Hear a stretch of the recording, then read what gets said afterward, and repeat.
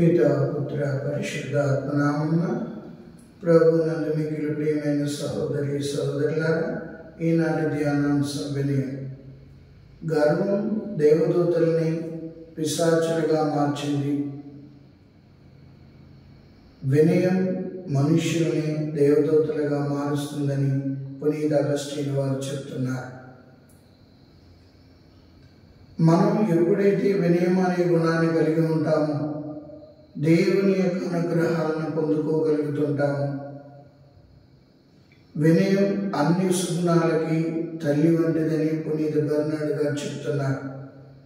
ఒక్కసారి పరిశుద్ధ గ్రంథాన్ని మనం చదివి చూసినట్లయితే మొదటి సాముయేలు గ్రంథంలో మనం దావీదు గొలియాతు యుద్ధాన్ని చూసినట్లయితే దావీదు ఎప్పుడైతే గొలియాతును ఎదుర్కోవడానికి వెళుతున్నప్పుడు గొలియాతు తను బలవంతుడనని కండలు తిరిగిన యోధుడినని విర్రవీగిపోతుంటాడు. దావీదు గొలియాతుని ఎదుర్కొనే సమయంలో వినయామృతుడై వినయము కలిగి వెళుతుంటాడు. అది చూసి గొలియాతు దావీదుని హేళన చేస్తాడు.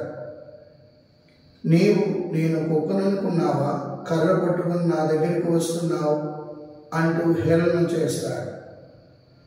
కానీ వినయము గలవాడైన దావీదు, నేను నా సొంత శక్తిచే రాలేదు, యావే పేరిట యావే ప్రభు యొక్క శక్తితో నేను వస్తున్నానని చెప్పి ఆ గర్వాత్ముడైన గొలియాతును ఒడిసెల రాయి తీసుకుని ఒడిసెల రాయితో నుదుటిపై కొట్టి పడగొడుతుంటాడు.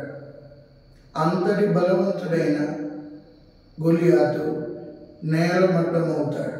ఆ తరువాత గొలియాతు వరలో ఉన్న కత్తి తీసి గొలియాతుని దావీదు మహారాజు చంపుతాడు. సో వినయము గలవాడు దేవుని యొక్క అనుగ్రహాలు పొందుకుంటాడు. ఆ వినయాన్ని మనం అందుకోవాలి. అందుకే మత్తయి శుభవార్తలో మనం 5వ అధ్యాయం 5వ వచనంలో వినమ్రులు ధన్యులు, వారి భూమికి వారసులగుదురు. ఈనాడు మనం చూస్తున్నట్లయితే చాలా కుటుంబాలలో కానీ అధికారులలో కానీ లేకపోతే సంస్థల్లో కానీ ఈ వినయం అనే సుగుణం నానాటికి కనుమరుగవుతుంది. ఎప్పుడైతే వినయాన్ని అలవర్చుకుంటామో దేవుని యొక్క అనుగ్రహాలు పొందుకుంటాం.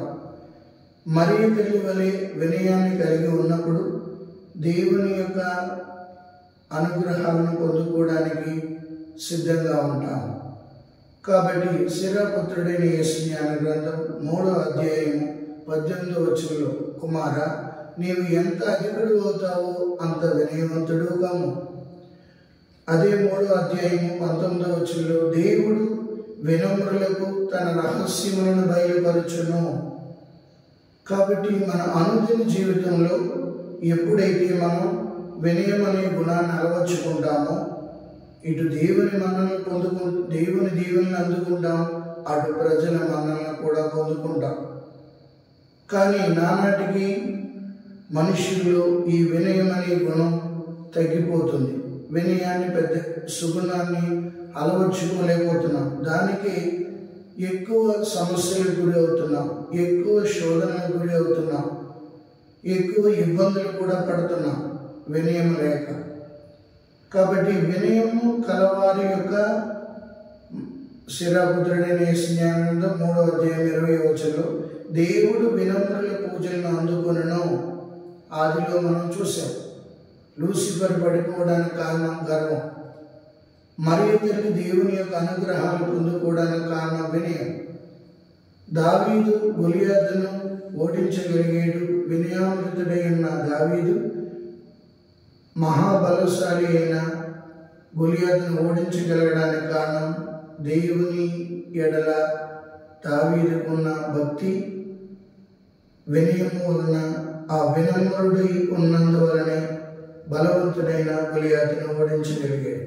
కావున మన జీవితంలో ప్రియమైన సహోదరి సహోదరులారా, పునీత బెర్నార్డ్ గారు చెప్పినట్లుగా వినయం అన్ని సుగుణాలకు తల్లి వంటిది అన్నట్లుగా మనం కూడా ఆ వినయం అనే గుణాన్ని అలవర్చుకొని దేవుని యొక్క అనుగ్రహాలు పొందుకుంటూ దేవుని బిడ్డలుగా జీవిద్దాం. పితా పుత్ర పరిశుద్ధాత్మ నామమున ప్రభు మిమ్మందరినీ ఆశీర్వదించి కాచి కాపాడునుగాక. ఆమేన్.